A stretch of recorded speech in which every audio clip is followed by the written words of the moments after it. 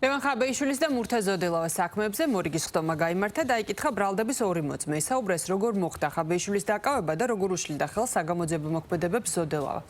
სიტყვის უფლებით ისარგებლა თავად ხაბეიშვილმაც მან 15 წუთიანი მიმართვის ძირითადი ნაწილი ოპოზიციის კრიტიკას დაუთმო და აღნიშნა, რომ ლიდერები პასუხისმგებლობას გაურბიან. მისივე განცხადებით, თუ ოპოზიცია ხელისუფლებას ვერ უწევს წინააღმდეგობას, მაშინ უნდა დათანხმდეს შეთავაზებულ დიალოგს გარკვეული პირობებით, რომ გათავისუფლდნენ პოლიტიკური პატიმრები.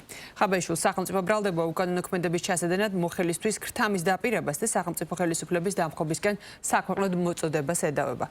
დანაშაული ჯარი მასთან თავისუფლების აღკვეთას 4-დან 7 წლამდე ვადით ითვალისწინებს. რაც შეეხება მურთა ზოდელავას, სახელმწიფო მას უსაფრთხოების სამსახურის გამომძიებლის საქმიანობაში ხელის შეშლას ედავება, ქმედება 1 წლამდე თავისუფლების აღკვეთას გულისხმობს.